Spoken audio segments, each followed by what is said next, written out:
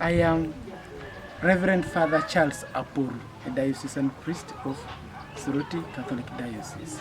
First of all, I had brothers and sisters who used to go to school before I was considered to be able to go to school. And I used to cry to go to school with them, but they would catch me and hold me. So one day, I woke up and saw them eating the leftover food of yesterday. So they had already finished eating. For me, I thought that if you eat the leftover food, you'll be allowed to go to school. So I also grabbed the food and ate it. But the other people still left me when I was still eating. So I tried to follow them. They were long distance away. And again, I had to begin crying because I was fearing the bushes which are around there. Especially I was fearing these animals here, the big lizard here. So when there is in a bush, they tell you that the salamander is there. I'll run away. So they would what? They would always leave me behind like that for a full year when I was trying to go to school. So I was taken to a nearby primary school. It was Protestant founded, Angolewera Primary School. Yes. From there, the headmaster rejected me. He said, "You are too young." They put my hand like this, and it was not reaching the ear. So I was sent back home. But my sister, who was taking me, insisted and took me to another school, which was a little 1 kilometer far away, farther than this one. And the other one was Catholic. That's Wera Primary School. So from there I was accepted. And I started my school that very year. 1975. But from 1974 on, the whole of 1974, I'd been crying to go to school. They say, at home, they say, "You are young." But I had to decide because I was seeing my brothers going to school. I mean, I didn't know whether it was school or what, but they were eating food, leftover food, and then they'd run. I think they were going to school. So I also wanted to eat that food and run with them. I joined now that school, Wera Primary School. It's Catholic founded. My experience in P1, they used to give us to ferry firewood for the priest. Take firewood for the priest. So you take a stick, you go to school, and they tell you, take the firewood to the parish. I know now that it was a parish. So that particular day, when I first met a priest wearing a cassock, a black cassock, and receiving us, I was the first to reach where the priest was. I was running with my stick, and I was the first to reach where the priest was standing to receive us. And who was that priest? Monsignor Neku was the parish priest of my parish that time. So when I reached there where he was standing, of course, like playing with the children, was also playing with the children. Then he touched my head and said, "This is the owner of the blessings." In Atoso, he said, "Elo farereng nesilo." Then he touched my head. Yes. I remember that moment very well. And I think that is where my vocation started from, in P1. By now I interpreted that when you do something for a priest, you get blessings. Yes. Taking the firewood, you get blessings. And we took the firewood, and I was the only one who took the blessings. Then at the end of the day, I became a priest. Yes. So that was the number one incident. Well, it was number two. The other one was my rejection from the other school and being accepted here. Moreover, I was a pagan. I was not baptized. No. I was only baptized in P3 after a short catechumenate. So now I was baptized Catholic. If I was there, I would have been Protestant. And that is, I mark that as one of the incidents that led to my priesthood. My journey from P1 up to P7 is just a straight journey. Our classrooms were built as one block in a straight what?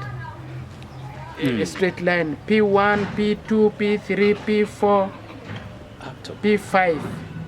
Then you go to P7 because they wanted P7 to be near the office. So in P3, of course, I started now knowing how to read English. Yes. At the same time, I was doing catechumenate. Yes. So I got a book called The Man You Cannot Ignore. It is a book about the work and life of Jesus. They were talking about the multiplication of the loaves, the healing of the sick, the raising of the dead. In that book, that's what they talk about. And then the sermon on the mountain, I remember now. The sermon on the mountain. Those are the stories which I read. Yes. And I was wondering which kind of man is this? You cannot ignore him. And then these are the things which he does. He multiplies 5 loaves of bread to be eaten by 5,000 people. So. And at that time, even I didn't know what a loaf was. I tested the loaf, I think, when I was in P7. So in P3, I read that book. Yes. So it remained lingering in my mind. Yeah. Then when I started the catechumenate, I got to know that this man, who is a man you cannot ignore, is called Jesus. Major seminarians came in our class, came to our class when in P6 now. And they talked to us about joining the seminary. And actually they were wearing very, very beautiful sports shirts like he was there. That was again another attraction. I think when I go to the major seminary, I will also be wearing a nice t-shirt like that one. Nice t-shirt and a short. And that was, now we know him as Akaboy Stephen. You know, he's still there. He didn't become a priest, but he was with the now Father Pius Okiri. The two of them came to our class and talked about priesthood. So the time came when they brought forms to fill. We filled the forms to go and do the interviews, to go and join Nagongera Seminary. But now, since we feared the seminary so much, I filled the forms to go and repeat P6. But then, even if I wanted to repeat, and even if the exam, the written paper was very simple, I was a mathematician, they brought very simple mathematics. And we crashed the mathematics. I was not accepted. I was not taken to Nagongera for some reason which I will talk about later on. So I was not taken. Then I went to P7, of course. Now in my normal primary school, I went to P7. Then in the PLOE of that year, that was in 1982. Yes, I did my PLOE in 1982. I crashed the exam so well or so badly, I don't know. I passed very well. My name came out as among the best 3 candidates in the country. So what happens? I got an admission from Teso College, and I also got an admission from the seminary without reapplying because I gave up. I'd given up. So I got 2 admissions. Now when I went to my parish priest, because the admissions came through the parish priest, he gave me all the 2. Then he read them for me. He said, this is admission from Teso College, and then this is an admission from the seminary.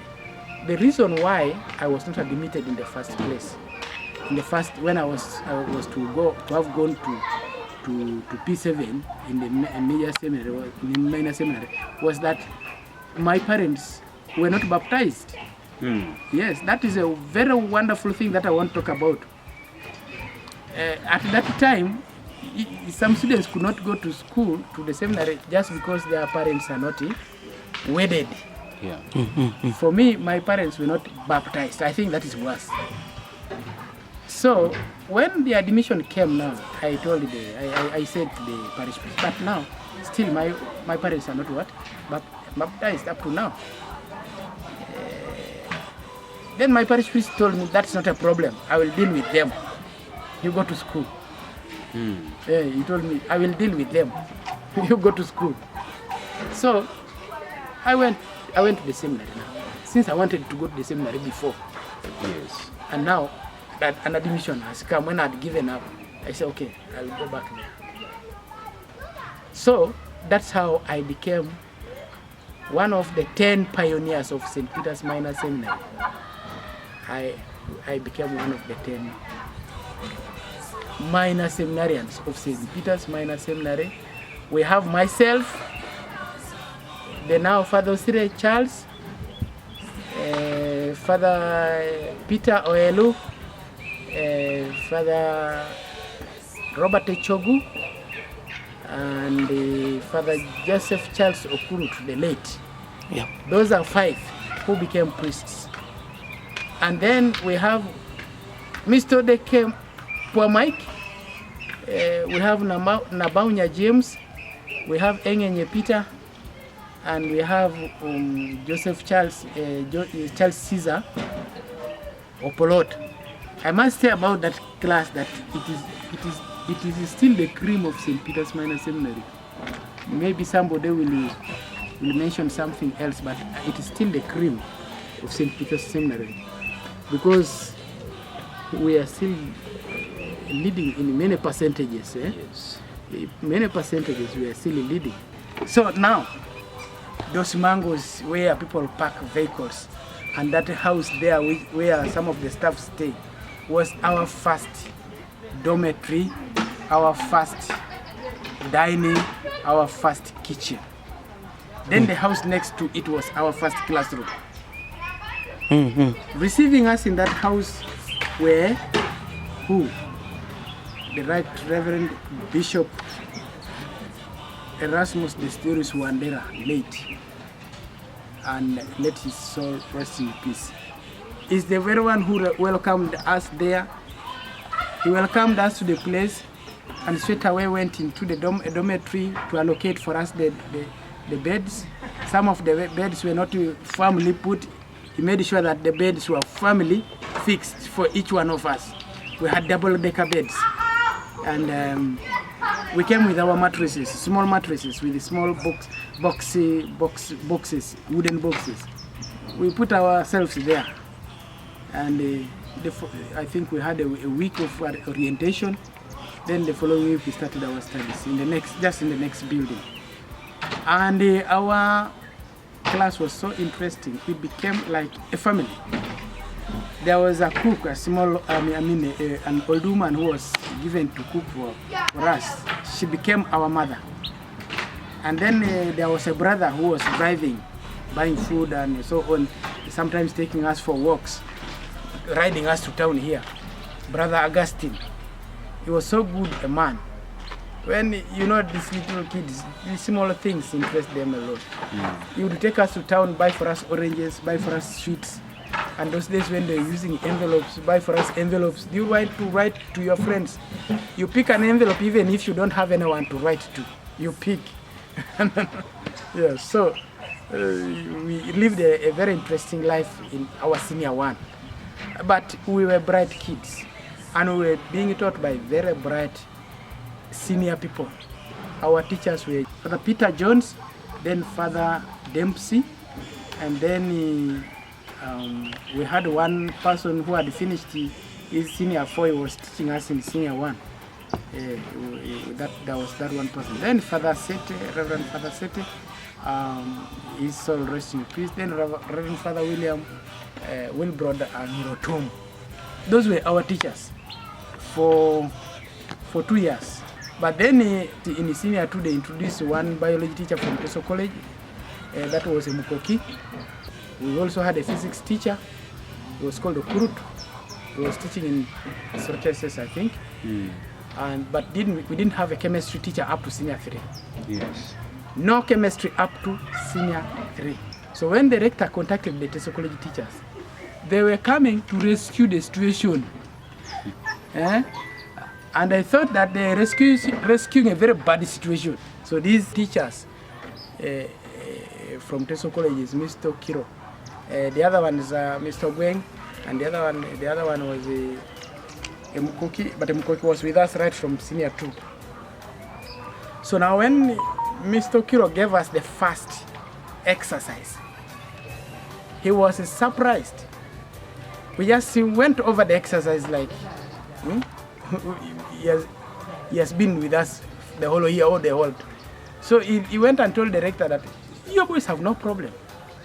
The boys are so bright. I gave them a test and they have just passed it almost 100%. So now he started teaching us with confidence.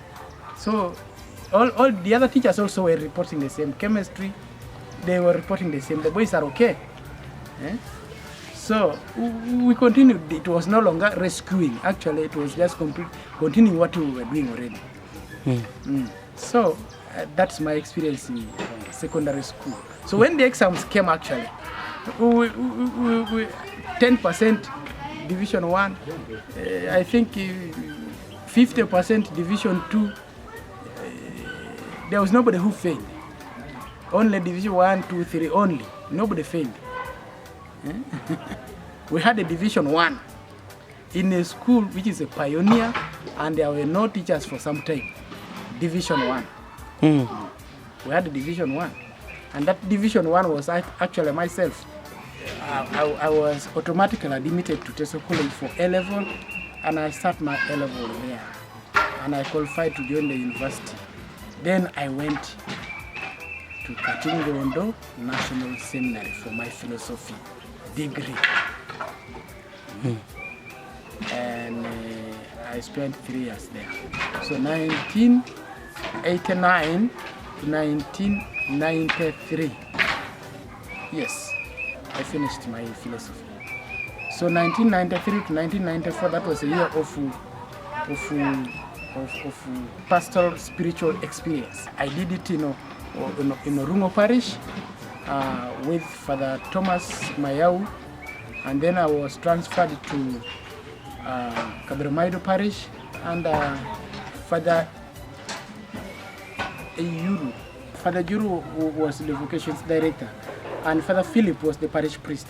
But at the same time, Father Philip was the diocesan treasurer, so it was not common in the parish. So when when Father Juru was transferred, he told Father Juru that you have to go with the seminarian because he will be remaining here alone. Because I'm traveling always to Suruti. So Father Juru transferred me to where he was transferred. That was Bukedea. So we went there together. From there, I completed my pastoral work. Then I went to the National Major Seminary for Theology. And that is St. Paul's Major Seminary, Kenya Massacre. That was 1994. 1996, I was ordained deacon. 1997, I was ordained priest. The ordaining minister was the then Bishop of the Diocese, Right Reverend Desiderius Wandera. Is the one who ordained me, who received me at the altar, and he posted me, my first posting, Kideto. But when the letter came, it was reading Madera. So I was told that the change took place, that I was now to go to Madera. So I reported to Madera after 3 weeks of a holiday, which I was given, and I started my work. As a young priest, I found there an elder priest, Father Basil. He had been there for 2 years. He was ahead of me in the ordination by 2 years. So he was the parish priest there. But shortly after that, he fell sick and eventually died in the following year. Automatically, maybe I don't know whether that was automatic, I took over as a parish priest within 1 year. I started being parish priest in Madera within 1 year. My experience in Madera, I must say that I have had a very sweet experience in Madera, but also very heavy pastoral work. As a young man, for the first year, I was alone in the parish. And you can imagine running about 50 outstations with 7 schools, and even I was taking care of the hospital. So I was taking care of the hospital plus 7 schools plus 50 outstations. I was sick most of the time in my back, running with a white motorcycle, running throughout the week, running from place to place throughout the week for 1 year. Then the following year, deacon, the now Father Chogu was given to me. And then Father Jerome was ordained and given, posted to the seminary, but also assisting me. So I got relief. I now began living enjoyable priestly life. But when I was alone, I was thinking that, is it like this? Is it like this? It was too tough. You say first mass in the morning for the students, then you run out for the safari outside. You might have another mass in the evening. You have to visit the hospital. You also have, by the way, there was no chaplain in the prisons. You have also visit the prison. So it was heavy. It was heavy. That year was heavy. So when these two came, it became light. My other deeper experience in Madera was that the parish was a little bit difficult.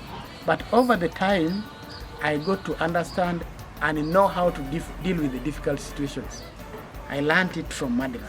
I must say that I didn't do that in vain. There was a great deal of success, which even now some people are telling me. During my round, going round through the parishes, they are still telling me what I did, the good things I did. Of course, I say you don't know what I experienced. Yes. One of the things I can tell you is that the parish first became very vibrant. Secondly, through the trainings which I used to give at that time, most of the people whom I trained in music, and because I was training them in music and also giving them liturgical, the order of the service, liturgical service. Yes. Most of them are catechists now. A majority of the catechists in Madera now are my former choir masters. My aim was not to make them catechists. I was speaking the young men whom I knew and saw struggling to conduct and teach music. Then I know that this one they don't know, but they have potential. So I picked them to improve their skills in music, in church music. Little did I know that I was inspiring them to become catechists. I have just discovered that now. After almost 20 years, I have discovered that when I visited, most of them were my trainees in music, in church music, not in becoming a catechist. They only got idea, and they of course they became familiar with the prayers. That is all. So that is one of the things that makes me happy. And all the parishes where I have gone, the same experience. Another one was Kachumbala. When I went to Kachumbala, half of it was dead. Dead, that means out sessions without catechists. 12 in number were having no catechists. Then at that time I didn't know that you can pick catechists from choir masters. I went to pick catechists from charismatic members. So what did I do with them? I gave them just basics, because I knew they can do something like, which is called preaching, because they are used to. So I just gave them basics on how to handle a service. Just 1 week. Again, now, as we speak now, a majority of the catechists are the very ones I picked in all the 3 parishes in the Kachumbala great parish. That is Apopong, Chumbala, and Kidongole. At that time when I was picking them, it was like solving a problem, but now they are enjoying it as a call. So that's what makes me happy. I have left that the spiritual pastoral care I have inspired, and I'm very happy for that. There are other things that I could have done in parishes, like Madera. I renovated the parish house. Rather, I built a new one. And Madera parish can now be considered to be one of the most stable parishes, because the priest who followed me, that is Father Wancha, slept in a very nice house, and he built a great church. I advise the Christians now here, if you want development in your parish, make the priest comfortable. You are making yourself comfortable eventually. When a priest is comfortable, he will do a lot of work. A lot of work. An example is Madera itself. At one time, I wedded 105 couples. And I think I will not be able to do it again, because there will be no opportunity. The opportunity came in 1999, when many preachers were preaching doom. Then I started preaching salvation. I said, while people are waiting to die, when we enter the year 2000, let us prepare to live good Christian lives. And one of the ways of living good Christian lives is for the couples to be wedded in church. So I announced that there will be a mass wedding when we are entering the millennium. That will be on the 31st of December 1999. So I scattered the message throughout the parish, and people registered. Many people were complaining that it is difficult, it is heavy to host a wedding. I said, all of you, I will feed all of you. And my couples were not wearing wedding gowns. They just came with their ordinary shirts and trousers, but they wedded. The only couple which was able to afford that and to feed the people said, I will wed the next day.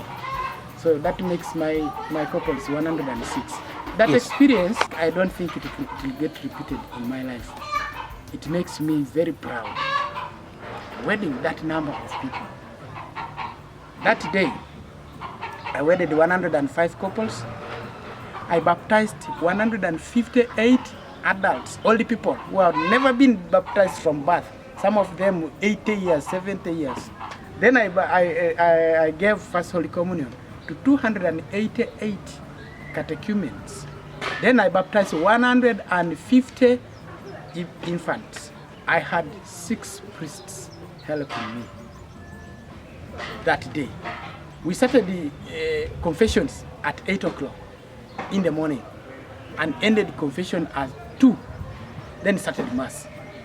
The Mass was ended at midnight. Is that liturgical? Is that allowed in the church, Catholic Church? Don't mind about liturgical. Mind about salvation. People wanted to be saved. So that was more important. Rather than leaving them to go to the other pastors who were telling them that bring all your property because the world is coming to an end, bring all your property and give it to the pastor. Then after the pastor, the poor people giving them then their property, they burn them. That happened in Kanungu. You asking that is it liturgical? That was what the situation demanded. I've been immersed in ministry. I don't know how to measure that. But I am growing. I am growing in the ministry. I'm growing in the priesthood. And besides, after some time, my bishop considered sending me to do some courses, which are deep, even depending. You will see my theme put into the deep. It is because of the growth of the ministry. So now I'm putting into the deep. That means my ministry, my experience and my ministry is growing. I'm moving more and more towards saving the souls. Actually, the young priest of today has to be very careful of being immersed in earthly programs, and that's the danger. I will tell you from my experience, what does it mean to be earthly? To be earthly, actually to love money and the programs that bring money. Being earthly is trying to spare yourself from pastoral work. Do what the pastoral work demands. As I told you before, there was a time when I was alone, and that was the time I felt the greatest difficulty in the priesthood. It's difficult to be alone, to work alone as a priest. You can burn out very quickly, but you have said that I have taken 25 years or so, but you still, I see, I am vibrant, I look healthy. I may be healthy, all right, yes. But of course, priests have their particular diseases. That is pressure, even diabetes. So that means you have to be aware of that. Our nature of work is not physical, really. So as such, all the food that you eat, maybe not all of it is burnt out. Much of it remains as junk food in the body. That's why you find most of the priests have stomachs, but because they don't do physical work, they only do brain work. I have a vision. I have a vision. The first one is, first of all, teaching major stakeholders. Okay, sharing my knowledge with the major stakeholders of all religions. And then secondly, I want to take them deeper into their faith so that they appreciate, so that they can appreciate the salvation brought by Christ for them. Get deeper into that. And probably enlighten the world of who God is and who He is not. Of course. Maybe some people teach what God is not. I don't want to claim that I'm the only one who knows what God is, but at least I think that I know. I want to invite all of them to the faith. Invite all the people to the faith. And I want to invite them to trust in Jesus. Yeah, that's all.